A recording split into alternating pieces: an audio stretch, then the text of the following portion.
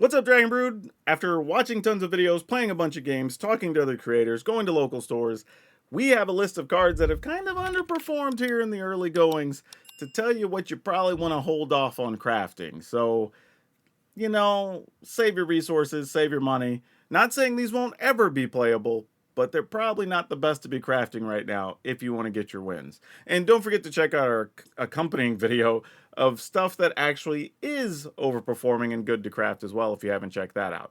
But first, let's talk about these cards that you should avoid.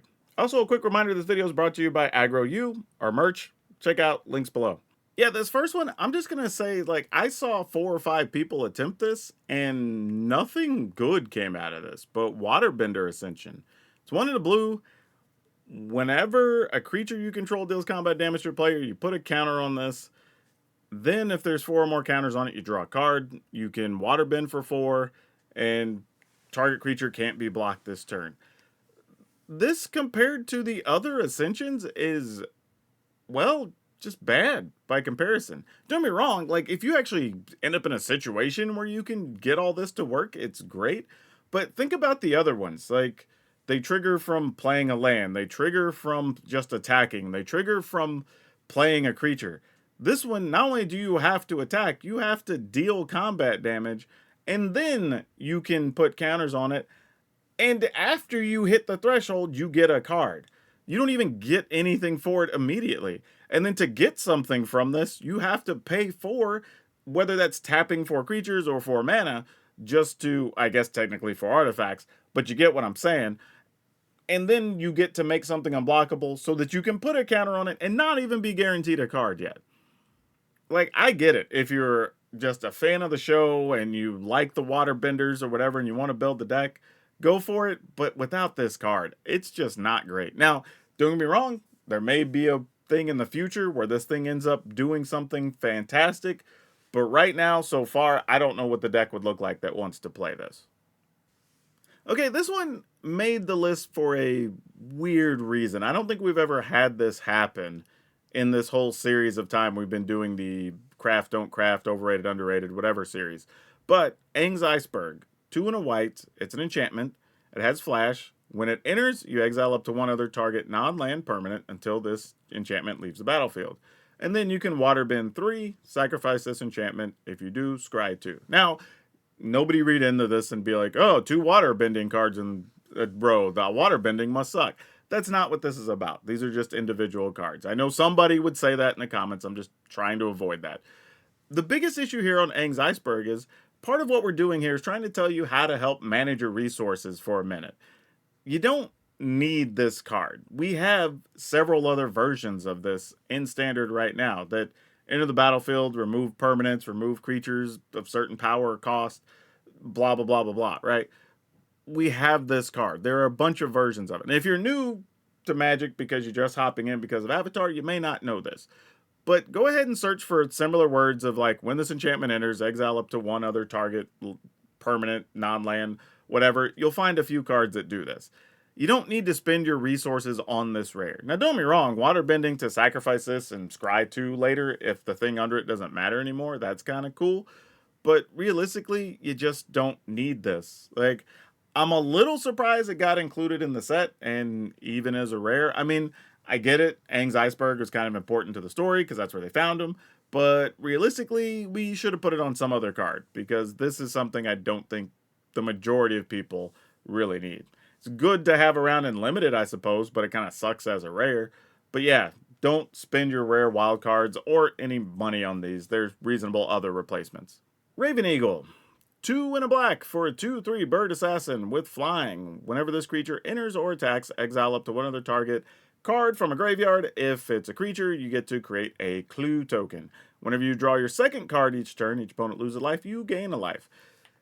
This card, this was a tough one because I think it has a lot of words that people want to like, right? It can remove stuff from graveyards, which is awesome. It can generate clues, which is good. And then, when you crack those clues, you can drain your opponent for extra life, which is pretty solid. The issue is it just takes a long time to do all those things, right? If we need to remove stuff from graveyards because the most popular graveyard deck right now is trying to do its thing on turn 4, well, the Eagle's a little bit slow for that, right? we also have other things where you can still play stuff and just leave mana open and then respond at instant speed or whatever. So you get to still leave mana up for removal. Also, there's a bunch of ways to generate clues, and I don't know how often you're going to draw your second card and really drain your opponent with this. The draw 2 decks that I've seen don't really want to be playing Raven Eagle. Hell, the best ones I've seen aren't even playing black. They were mostly just playing blue. So I don't know. I saw this card played against us and it didn't do much. The other list I saw with it didn't look super impressive. Nobody I talked to said they were super excited about this card. So I'm not sure where it fits. Like, I'm sure there's a use and there's a deck where this will be a nice piece to have, but I just can't think of anything right now playing black or blue in the draw 2 style decks or whatever that want to waste like 4 slots on this card. So I may be wrong on this one, but so far I haven't seen the proof as to why we need to be playing this. Yeah, there was a lot of hype on this card, Secret of Bloodbending, in the preseason, but it's 4 blue, so blue, blue, blue, blue. It's a lesson, and as an additional cost to cast this spell, you can waterbend 10, which is pay an extra 10, or tap 10 artifacts and or creatures, and you control target opponent during their next combat phase. If this spell's additional cost was paid, you control that player during their next turn instead of just during their combat. So yeah, I mean, it's a sorcery, which is kind of part of the issue anyway, because if your opponent knows that you're going to be controlling their combat step, they can do some things to negate some of the downside. I don't know what decks also, like the Lessons deck I've seen, don't necessarily want to just, all right, on turn 4, I'm going to pay 4, and now you just don't get to attack, and all I did was play a lesson. That's just not exciting. And I don't even know when or how the deck that wants to pay the 10 waterbending would. Now, I will say this. A deck that ends up playing this is probably a deck we haven't seen yet, right? It's probably going to be some deck that's making a bunch of clue or treasure tokens, and it's some, I don't know, ramp sort of deck or whatever, is probably taking advantage of something like this. But that's a whole different world, and I don't even know if that deck's particularly good. Might be neat and tricky, but I don't know how many games it would win consistently. So this is an appropriate mythic, being a weird, flashy, just big card, but I don't think this is one that you need to be spending your resources on. I think it's easy to read it and go, oh, we get to control you during your next combat phase. That's kind of cool.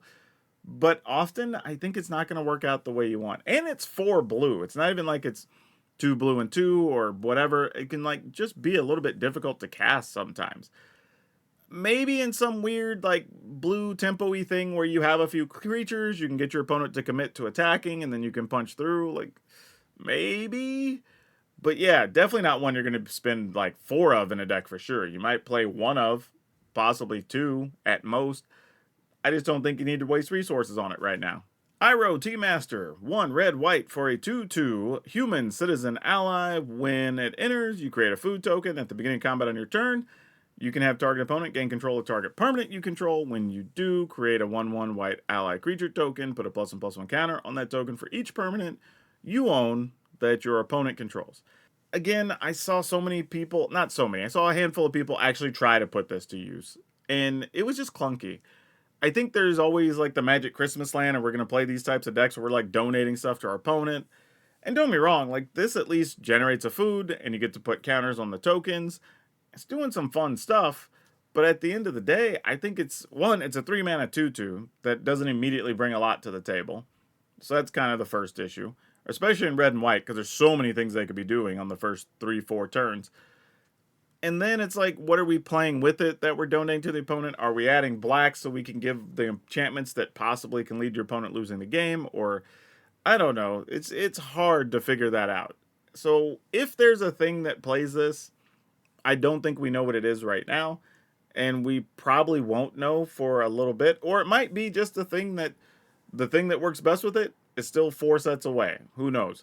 But right now, this is one I would hold off on. Even if you like the concept and the idea, seeing the other decks we've seen as far as how fast they are, the quality of removal they're playing, I think those decks would still do well against whatever version of this deck you want to put together right now. So I would hold off on Iroh T-Master. The Unagai of Kyoshi Island, 3 blue. It's 5/5, Flash, Serpent. It has Ward of Waterbending 4, and whenever an opponent draws their second card each turn, you draw 2 cards. I only saw a couple of decks try this, and it just didn't do much. I mean, we have so many other better things that flash and have other abilities. You have to work to make your opponent draw their second card. Otherwise, you just have kind of a 5/5 knucklehead that you flashed in that doesn't do a whole lot. So yeah, it's neat, but even the blue decks that are trying to go long, or rather play the ones that get discounts for the number of spells in your yard or things like that, they just have more impact. It just doesn't do enough. And not much else to say about it. It's neat from story purposes, and new players might be looking at it because they're fans of the series or whatever, but there's other Serpents you should be playing, not this one. Now, here's an interesting one. This is a card that I think has potential to end up in a very quality deck, and we're talking about Phoenix Fleet Airship. It's 2 black, it's a 4/4 flying vehicle. At the beginning of your end step, if you sacrifice a permanent this turn, you make a copy of this, and as long as you control 8 or more permanents, they become creatures. Now, here's the thing. This isn't on here in any way where I'm saying this is a bad card. I think it is a somewhat playable card right now. However, all the versions of the decks we saw, I think once you have real interaction and other things going on, they were just kind of okay. I don't think we've seen the best version of these yet. And I'm still working on another one myself that'll probably be better than the last one that we played. So I think lots of people are still going to iterate on the decks that play this, and we will eventually see a version that's good. I think the concern could be you go and spend 4 mythic wild cards, or you go drop a bundle of cash on this card right now, and then you're going to be regretting it because you're not getting the wins you want. And even if you just go buy singles, they're like $5 to $7 a piece right now. So it's not the cheapest card by any standard if you're not going to get your wins with it. But the card has a lot of potential. So this is one I'll say keep your eye on. If you're interested, I would hold off a better part of a week at least. See what the best version is of the deck that comes around, and then go craft it. So this isn't a never craft, or I can't see the world why you would ever play this card, whatever, like a couple of the others. This actually has the opposite of, like, I can see a world where you would play it. I just don't think you need to spend the resources on it right now. White Lotus Tile. This is a 4 mana artifact. It enters the battlefield tapped, and you tap it to add mana of any one color, where X is the greatest number of creatures you control that have a shared creature type. I don't really know who's playing this card, because everybody I've talked to sounds excited about it, but nobody has a list for it. So is it any good or not, right? If that's the case and we don't know, you don't need to be crafting it. And the downsides here, you spend 4 mana for a turn, and you can't even use it because then there's a battlefield tapped. And then when you do get to tap it, you have to have already had a few other creatures on the battlefield that survived, and then you're just getting 1 color out of this anyway. And I'm not even sure what you would do with the mana in a lot of those decks. So I'm sure there's a cool trick or something to do with this down the road. And in a world where changelings will potentially exist when we go to Lorwyn, and then they count for every creature type, and you can probably do some silly things. All right, maybe. But as of now, I would say just save it. I don't even know. I was even thinking about this, like for commander decks. If I'm playing elves, do I want White Lotus token? Or would I not just have some other elf-related thing that also generates mana? Probably not. So I'm not sure who's playing this just yet. I'd love to be wrong about this one, but right now, I would avoid it. Ozai the Phoenix King. 2 black, red. So 6 mana for a 7/7 human noble with trample, firebending 4, and haste. If you would lose unspent mana, that mana becomes red instead. Ozai has flying and indestructible as long as you have 6 or more unspent mana. Now, let me say this about the card. I do think there are a couple of decks that could probably get away playing 1 or 2 of these even, as just like the upper end of what you're trying to do. But I don't think this is the type of card you need to go race resources to get right now. And the reason I say that is there are a lot of other reasonably suitable replacements for big thing at the top of your curve, right? We have a lot of those right now in Standard. So if you're tight on resources, cash, whatever, I would hold off on this. Now, is it a good card? Yeah, it still does powerful things, and it's pretty hard to kill sometimes, so totally worth it. But again, this isn't about what's necessarily the best or the worst. This is what's overperforming, underperforming, and where you should spend your resources. And right now, I only saw a couple of decks that were able to take advantage of this, and they didn't even want to have a lot of these in their opener or whatever. So, like, 1 of in your deck, maybe 2 in the decks that actually want it. And so far, we've only seen like 1 or 2 decks that I could say actually won it. Others were just playing it to test it out. So right now, I think the jury's out on just how good this card is, or how, actually more importantly, how important this card is to the decks that want it.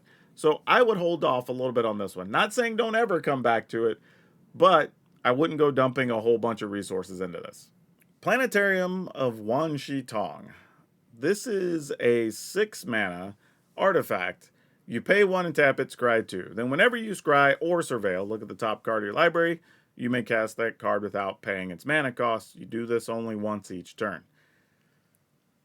Let me say this about the card. I think down the road of all the cards on this list today, this one has potential to have the biggest, craziest impact.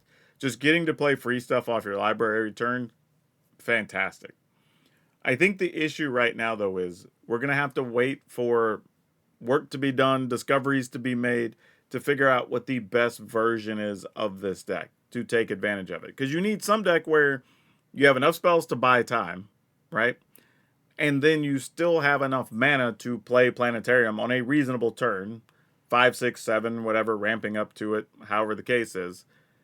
And then still having another group of spells that's reasonable enough to be able to play for free off the top of your library.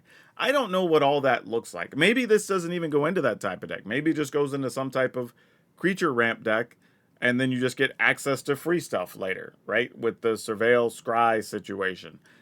Don't know. But for now, again, I think if you're trying to build a deck and you don't know if it's going to work or not, I would dodge this a little bit till you get a few other bits and pieces and see how people are using it to some reasonable effect. Because so far, the only decks we've seen with it haven't been that impressive.